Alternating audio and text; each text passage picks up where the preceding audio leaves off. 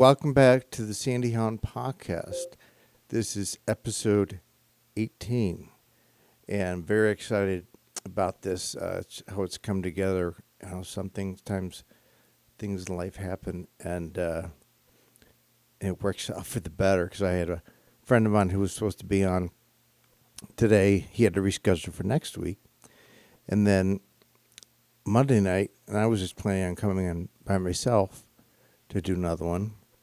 And then Monday night, I got a message from Jenny Geis, who it was one of the sweetest. I might even post it. It was one of the sweetest things that I've ever received. Just unbelievable about how she watches every week and is inspiring and helping other people, and that just really was just unbelievable. I told her that, boy, you made my night. That was amazing. And then at the end of the message, she said, my dear friend, Trish Kendall, is, I think, someone you would like to talk with. And she sent me here a link to her website. And I looked at that, and she said some other comments. I'm like, absolutely. I would love to talk to her. And so she goes, okay, I'll text her tomorrow. So this was yesterday morning. I woke up and I texted Jenny and I said, hey, there's an opening today, right now. Yep. When my friend couldn't do it, so maybe you guys like to come on. I know it's short notice. Jenny couldn't do it, fortunately. We're going to do another one with her on. For sure. But she texted Trish and connected us, and then we texted more, and we talked on the phone a few times yesterday. So, and now she's here, and I am excited. Her story is amazing. I can't wait for her to share more about that. So, Trish Kendall. Yes. Here she Hi, is. Sandy. Hi, Trish.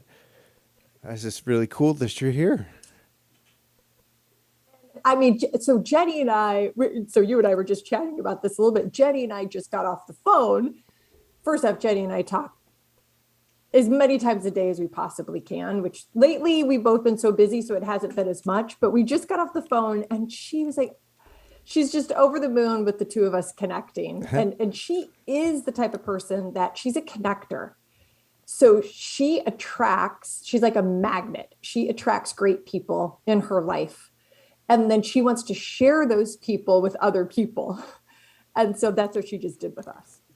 She's doing a great job, because it's just very exciting. So why don't, again, I've read some of the stuff, but if you want, tell some more, as much as you want or can, about your story. I know it's pretty amazing, and you do this professionally. I'd like to hear more about that too. I mean, I know you travel around and do speaking and meetings, I guess, but please share more. I'd love to. Yeah, absolutely. I do. And I'll bring this full circle as well, because, so Trish Kendall, so I launched a business about 4 years ago called Choose and Become. And so I'm the founder of Choose and Become. I help teams and individuals, and I inspire them to rethink what success is and give them a little bit of a pathway to create their own enduring success.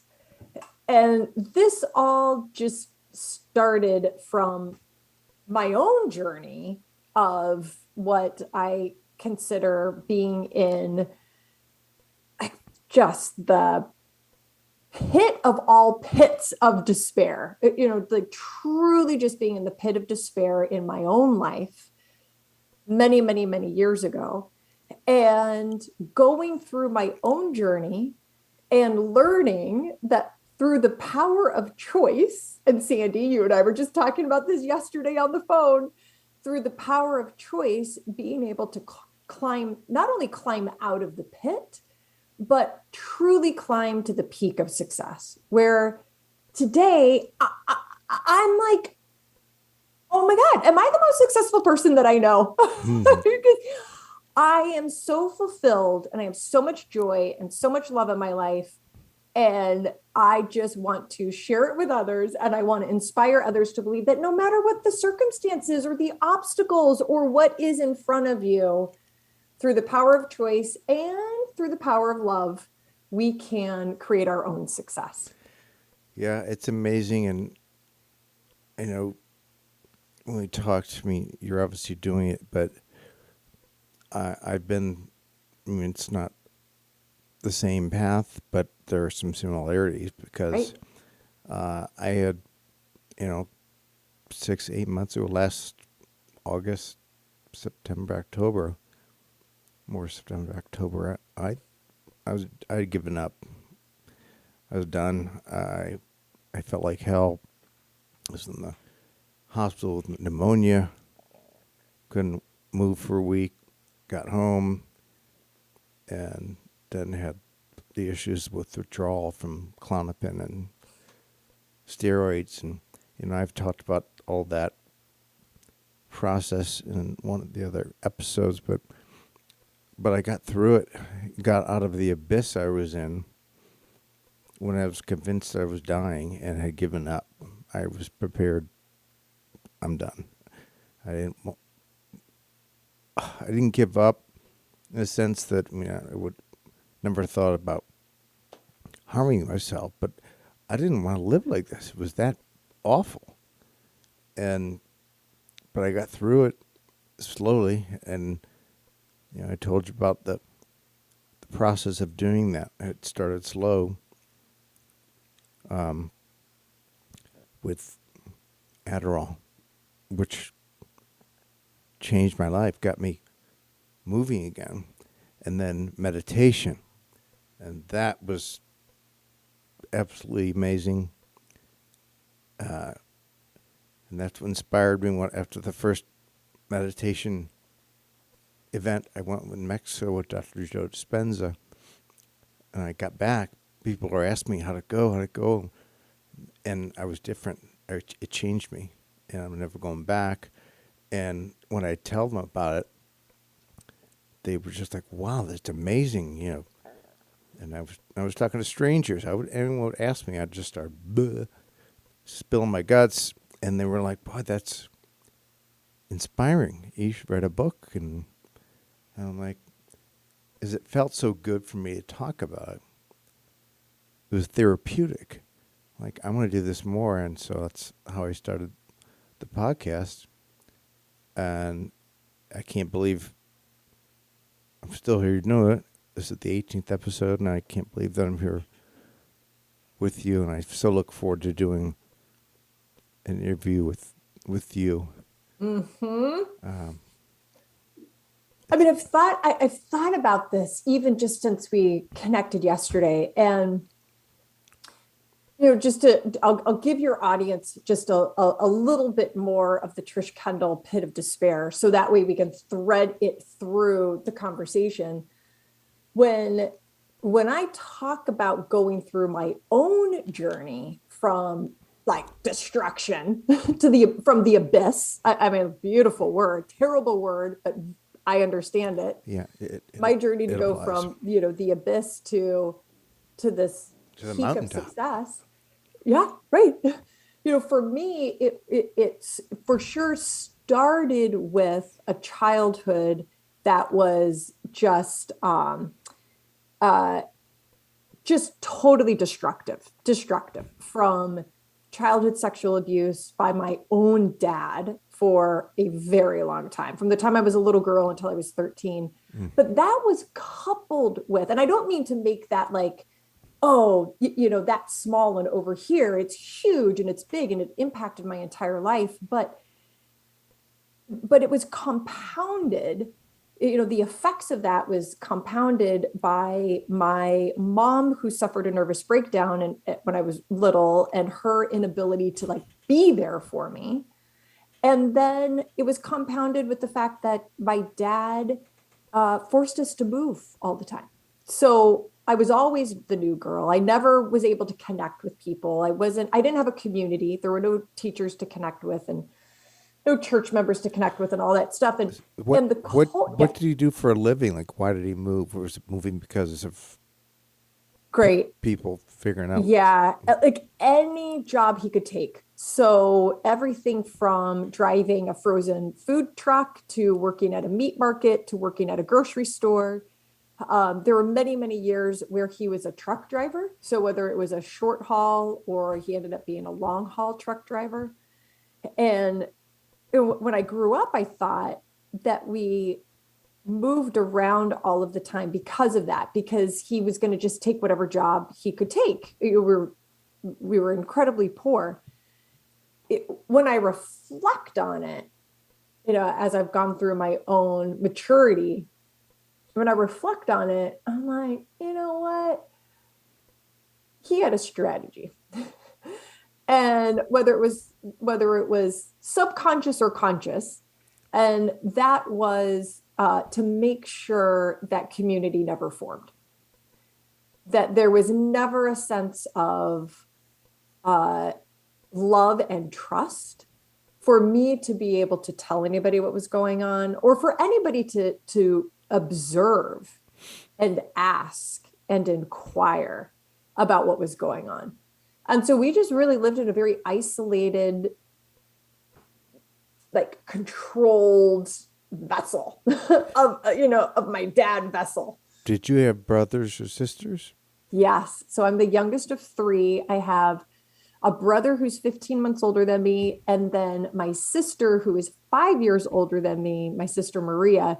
She and I were always incredibly close, and we continue to be incredibly close. So she's very much been a beacon for me in this. That's great. Did she have any similar Yeah, issues? and I don't want to get too personal, but no, I can't imagine how she would not know. yeah. So first, no questions is off limits, because that's just how I roll with conversations. Same with me. Yeah, so very very textbook, where she was the older sister and felt that if she let the abuse continue with her, that her little sister wouldn't be abused. Mm. And it actually breaks my heart more to think about my sister. What a burden to carry. I know. Right. Right. Oh, and Marie and I talk. Oh my gosh, we talk all the time. We've dissected this every which way from Sunday. And the complexity of an experience like this is that my dad was my caretaker. So he is the one that on one hand gave me love. And I don't just mean love as an emotion. I mean, love as a verb, love as an act, making me breakfast, walking me to the bus, helping me with homework, teaching me how to ride a horse, teaching me about chores and responsibilities and the value of a penny. Took me on my very first job, which was a newspaper route. It's like all of these things that, you sum them all up, and they are acts of love that your caretaker or your parent should be giving you. And, at the same time, he was destroying me. So that's what was so messed up. It's hard to fathom. Yeah. Hard to fathom. Is he still around? He is by himself, old, very elderly, old and by himself. Yeah. And, we've gone through our own process as a family, with what a relationship looks like today, and boundaries today and all that, which for me is no relationship. I don't have really any room in my life for it. I wouldn't think so. No. And even so, I was just at, so to your point, I am an inspirational speaker. So I'm out, I go across the world and Now things are in person. Things are getting in person again. It was 2 years of virtual, but now things are opening up in person. And I just came back from delivering an inspirational speech for a fundraiser in the Cayman Islands. And one of the things we were talking about is forgiveness. And, the idea that I think this is a Buddhist saying, but I heard it from somebody somewhere, but I think it's a Buddhist saying, which is holding on to anger and withholding forgiveness is like drinking poison and thinking you're hurting your enemy. I I I love that because I've learned the same things through meditation, through Dr. Joe, just letting go of stress and drama and anger and hatred. You have to. It's just for your own health. I had to for my own health because I was struggling. And once I started doing that with certain people, it made me feel better. And I'm still trying to do that. It's not always easy, Right. but I try and do that every day. And I just try and have, it's one thing to say, you got to just think positively. No, you have to do more than that. You got to think, but you have to believe it, and you have to feel it in your body, which I do every morning, every night. When I meditate, the energy that I feel, my body convulses. Literally, my neck's cracking, my back's cracking, and it's awesome. And then that moment where I'm just present and not thinking about anything, anyone, just present in myself. And when I'm there, it's just nothing but, it's so peaceful.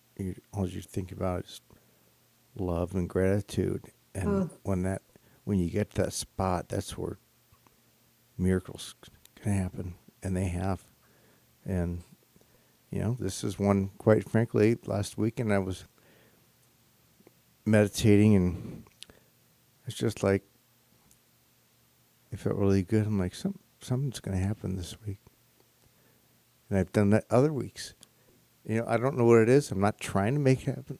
I'm just, when I'm meditating, I'm just receiving, or I'm emanating love and positive energy. And when I do that, then it comes back. Okay, it's Sandy, we got to get into this. All We got to right. get, and now I know for your audience, I'm going to be asking you to repeat some of the things that everybody who follows you is already hearing. And I've been listening to some of your podcasts, hell of a week, and all that, but I know you're going to backtrack some when I'm trying to get into more things with you. But here's what I want to get into. When you talk about love and gratitude, so I mean, that's one of the main reasons Jenny was like, the two of you have to connect.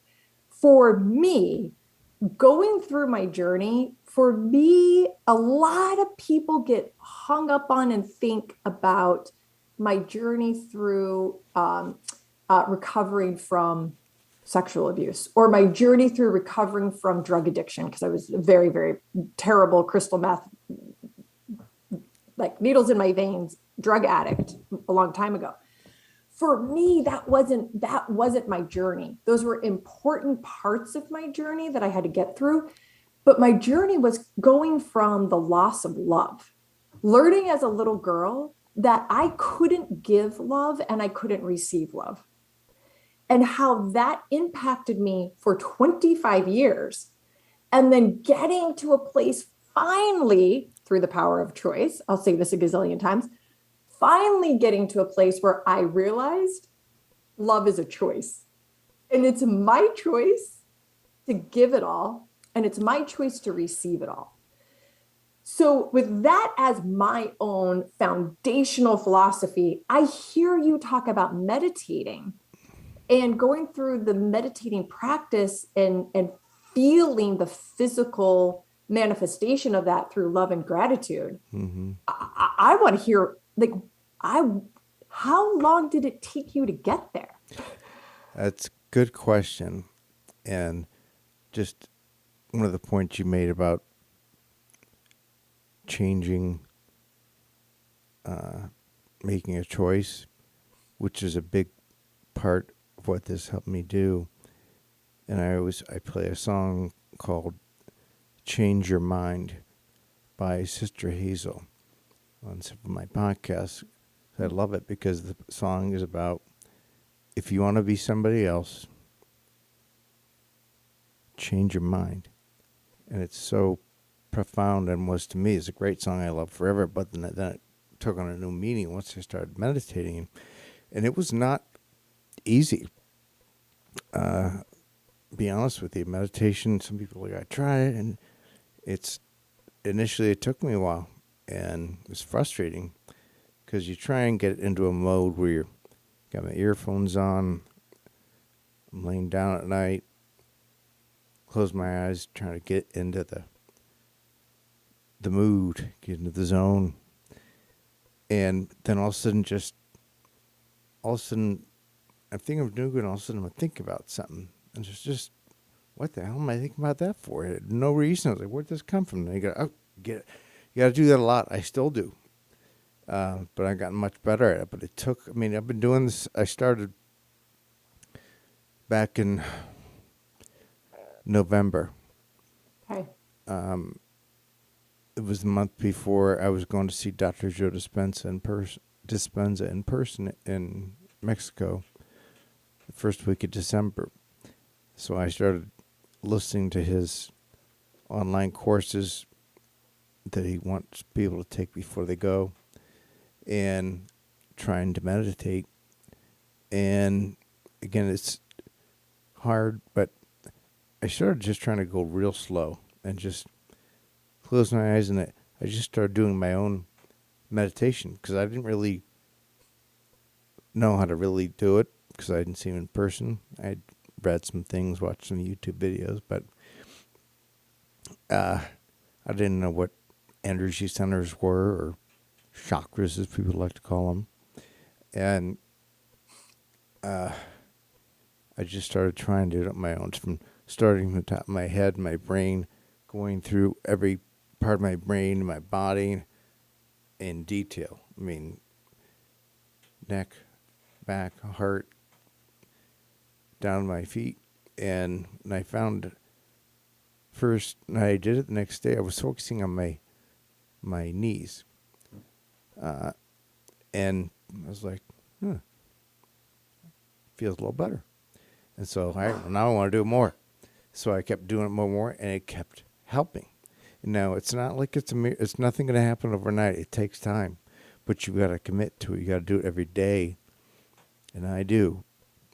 I do it several times a day, at least 2-3 times a day.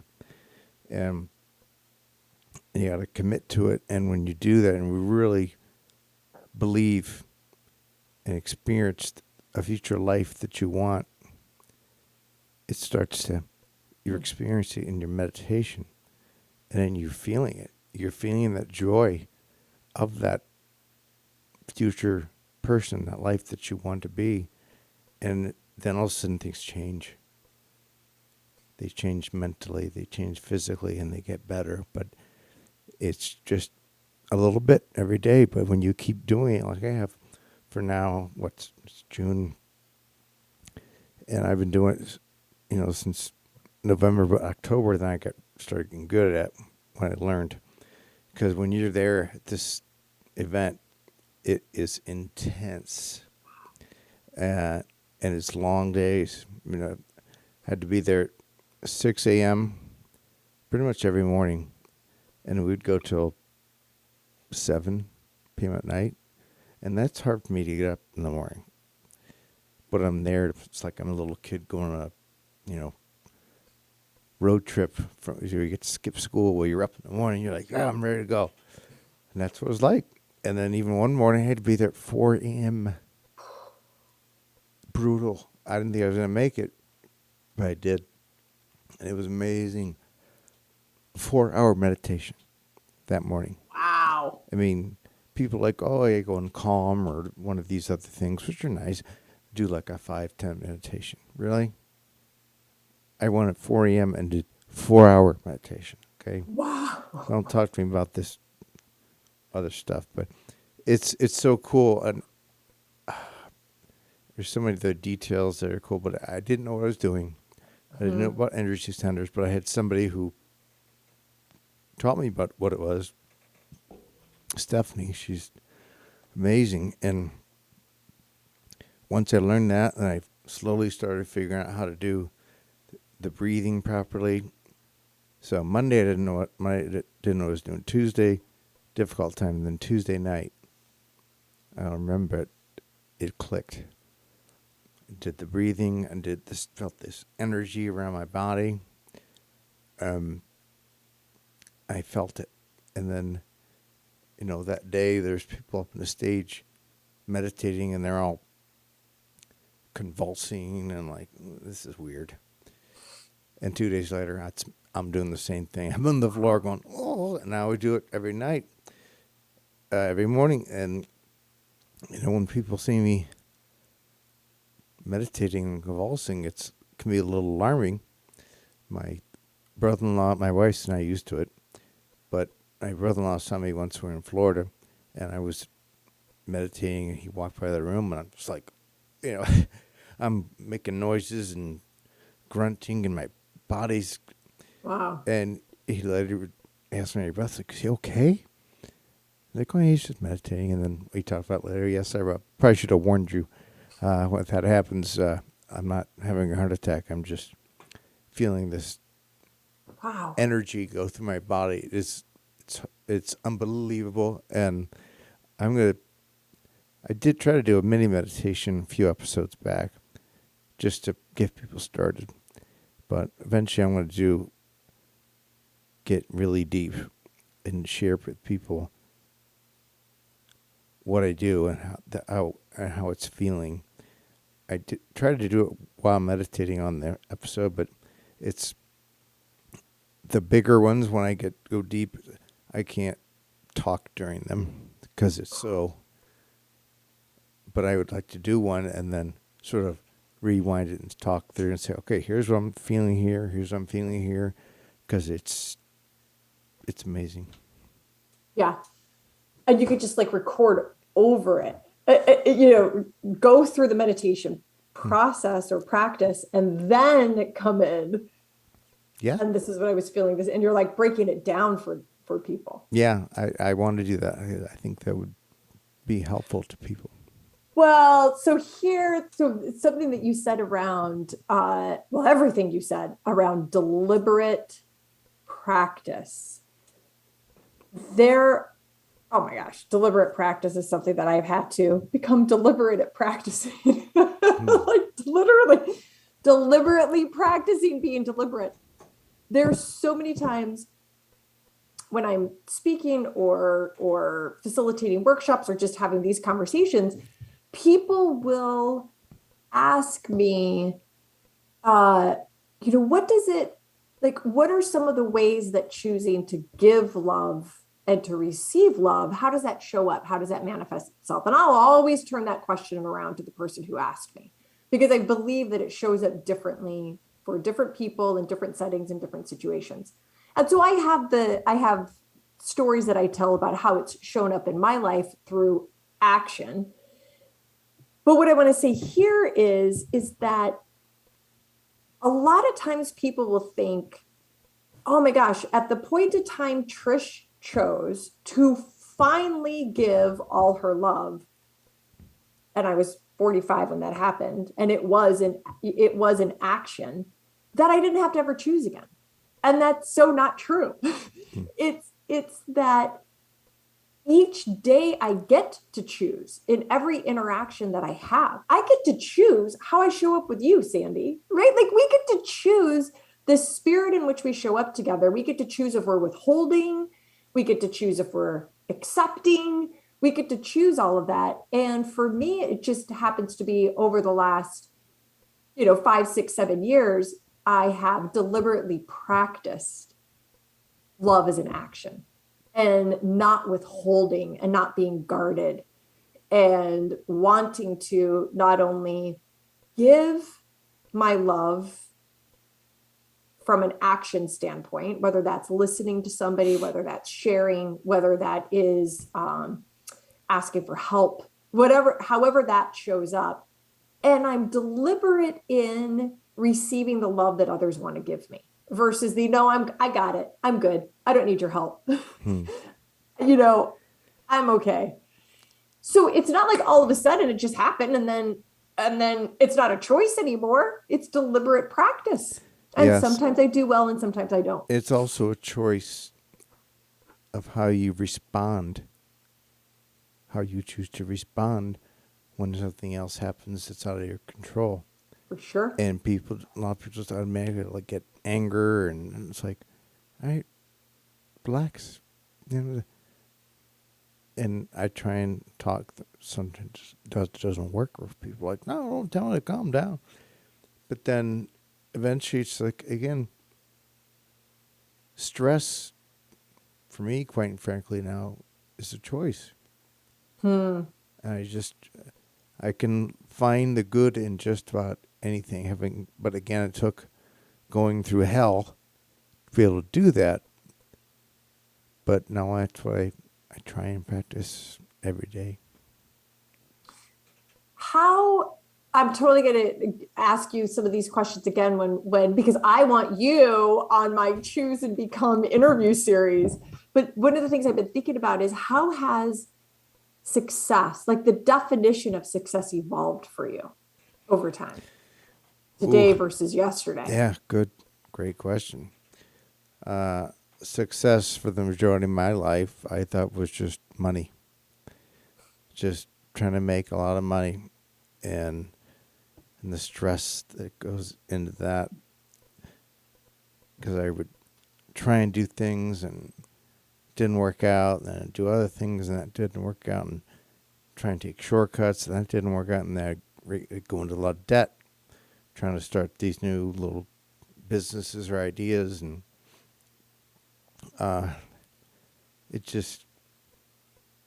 it was so hard, and I know it just beat me down and was not good for my health. But now success is just being happy and joyful and appreciative every day I wake up. There's a lot of days I didn't think I was going to wake up. And once I do, I want to keep moving, and I'm more loving to my wife and to my children and to my family, to my friends. That's what matters. That's what keeps you going. And I know that I'm sending out more love and positive energy, but I know it's better. I feel it back from them too. And I've had a lot of them say, I can see that you've changed. And I love that, because I was like, I can see you're talking to me, because they didn't see me in a while, because nobody did it, because I couldn't get out of bed. I couldn't walk, crawling to the bathroom. I didn't want to see anyone. Now, I want to be out and see people and tell my story, because I know it resonates with them. And that, if it can help them feel better and be healthy, and I know it's helping me, that's success. And I don't care about money. I do. We need it to get by, but it's just not that important anymore. And I feel like I'm already doing better by, shelving the importance of that. I'm sure it'll come, and we're going to be fine. But yeah, I guess that's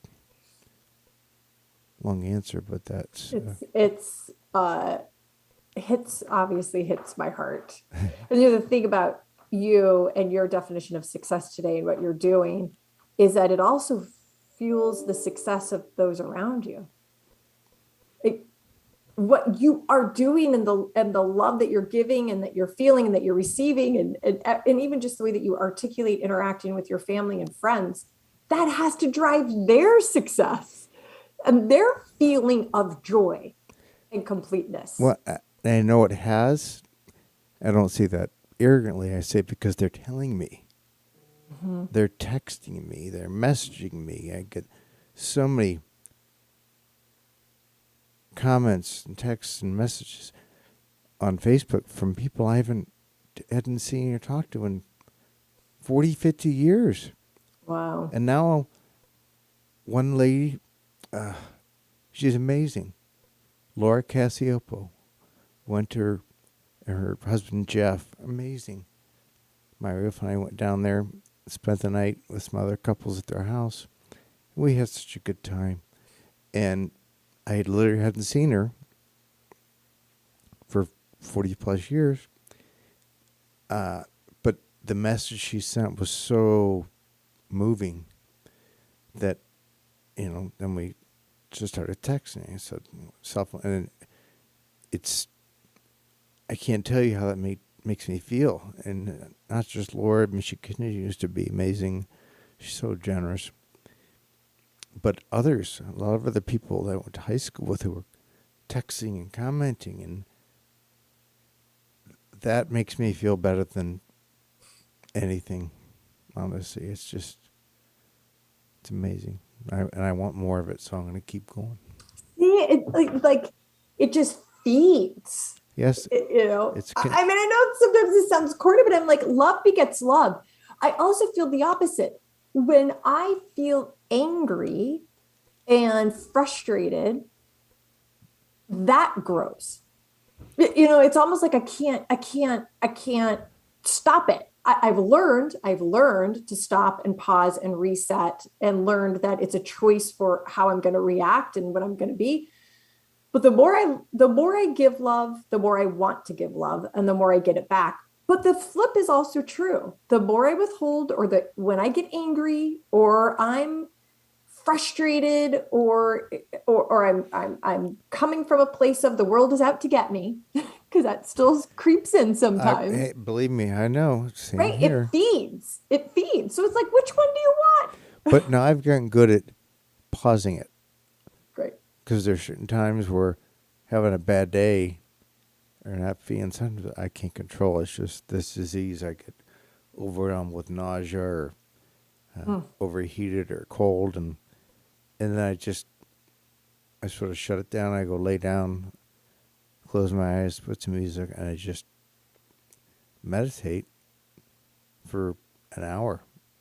This happens sometimes in the middle of the day. I'll just go sit down, or I'll be sitting in a chair, and then after an hour, I'm like, yeah, okay, I'm better now. Let's go. Awesome. And it's really cool, and thankfully it doesn't happen as much because I feel so good. Certainly in the morning,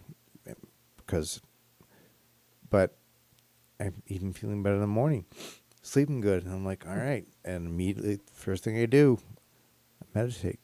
I don't look at email. I don't look at phone, social media, nothing. Right to meditation, and then things just get better. No, it's really cool. Does anyone else in your family meditate now? I've tried to get them to. I think it would help my wife out a lot. I did do one brief meditation. We were in Florida last January with. We were up partying with my kids, and ended up just being me, my son Xander, my daughter Isabel. Madison went to bed, and her boyfriend Akira. And we were just up, and somebody asked me about meditation. I'm like, anytime they ask me, I'm just bleh. I'll go on forever. And I'm like, hey, you want to try one? And they were like, yeah. So we did it, and I just got them in the mood and music, and started talking and telling, what to think or how to try and breathe, and then it was a short one. I don't know, 10, 15 minutes, and we stopped, and they were all like, whoa. And I think here was like, oh, I gotta go to bed. Because when you do a good meditation, it takes a lot out of you. When you do it, you're just like, and it happened a lot, especially the ones that I never do with in person with Dr. Joe. They are intense. And when you finish it, people are just literally like falling to the floor, exhausted. It's really that intense how physically it takes over your body. But emotionally, it's even better, 10 times better. So I tell people, if you felt that good from one meditation we just did, why would you not want to do that every single day as much as you could?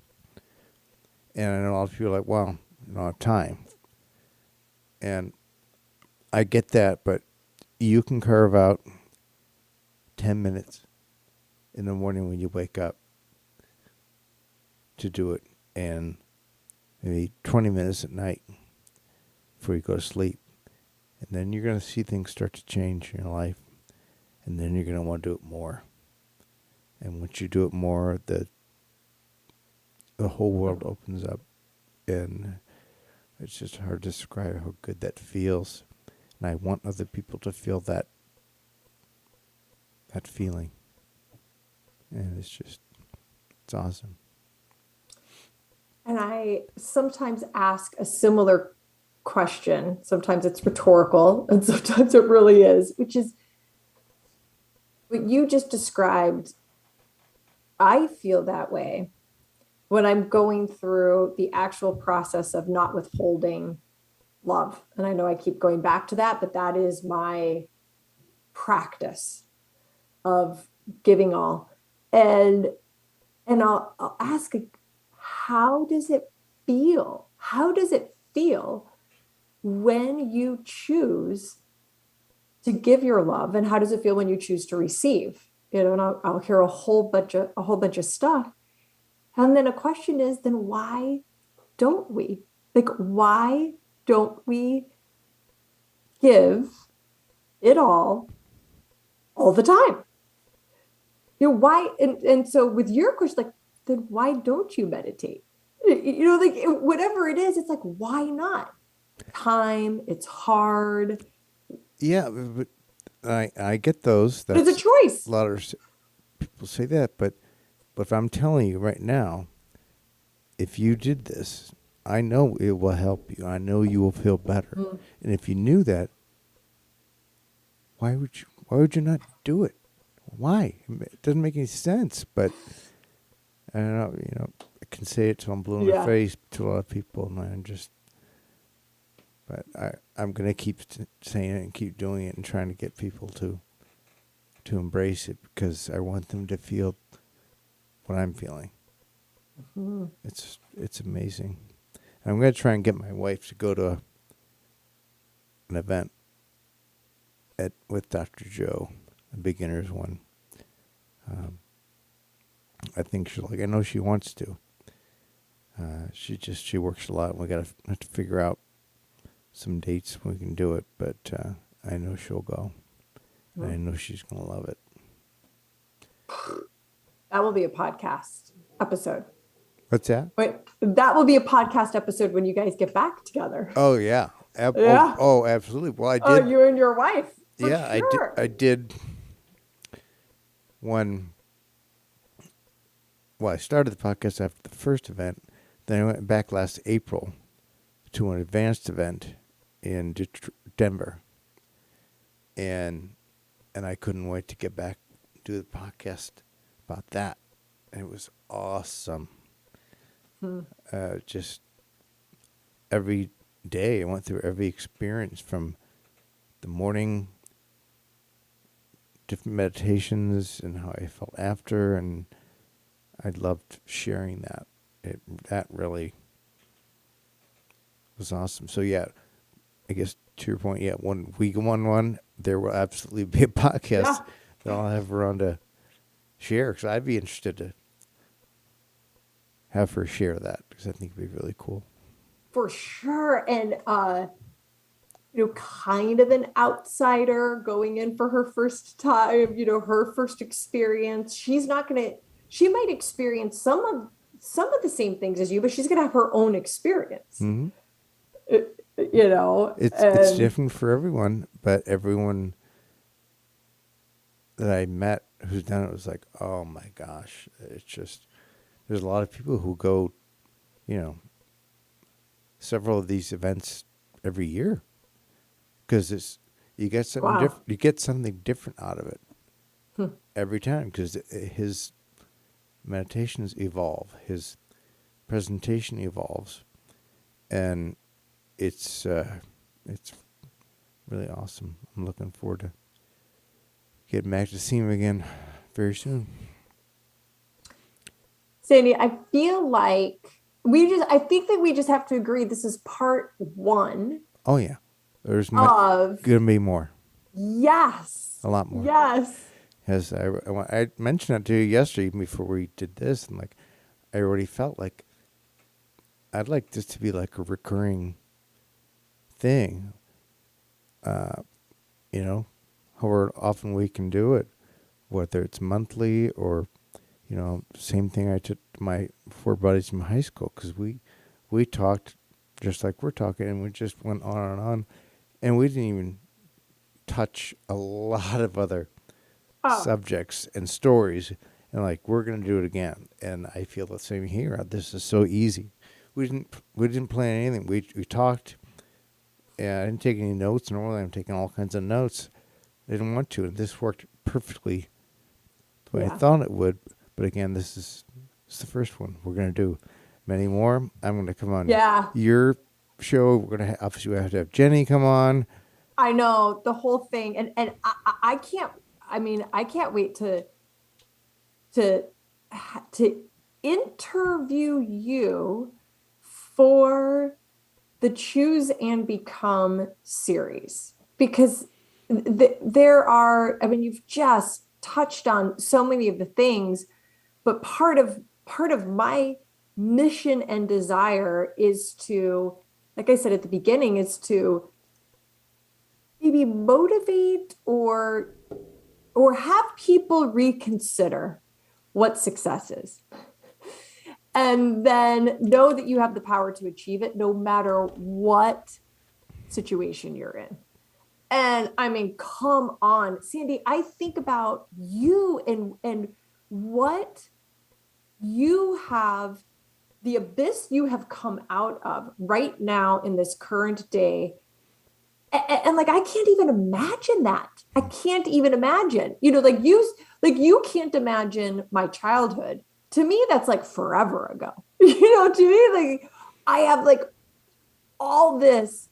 And then I listen to you and I'm like, man, and Sandy is rocking. And you literally could have stayed under your bed in the abyss and let life I I, go wa- away. I wanted to, but some didn't let me, and I once I didn't die, and I kept waking up. Like, oh, well, I'm still here.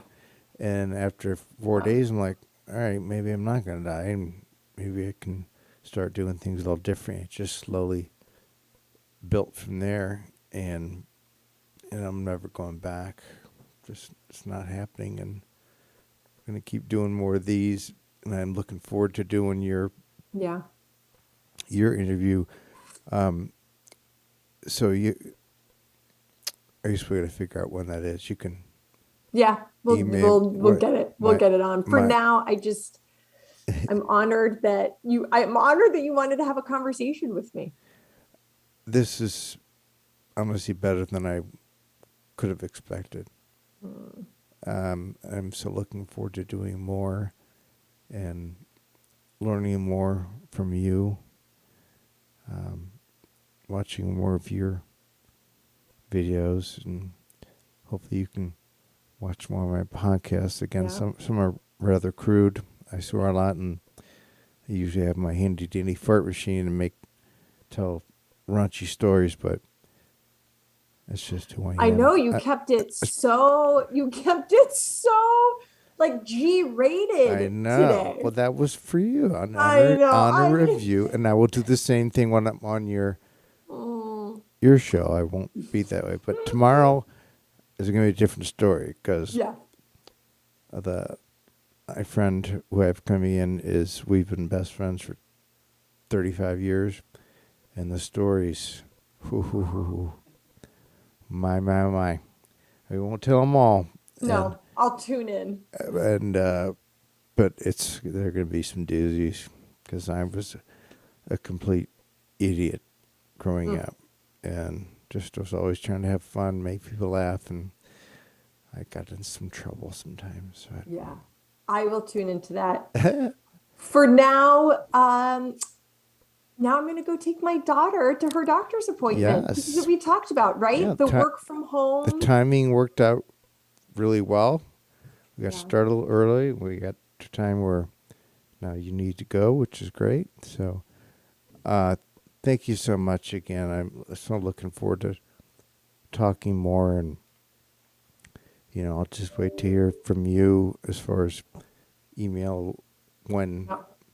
I can come on your show, and I'm sure we'll talk more. I have a feeling that we're going to be texting more with Jenny Yeah, after for this episode sure. comes out about how we're going to get her on Yeah, soon. So we'll for sure. definitely do Thank that. you. All right. Take care. All right. Thanks, All right. Sandy. Thanks. Bye. Take care. Bye.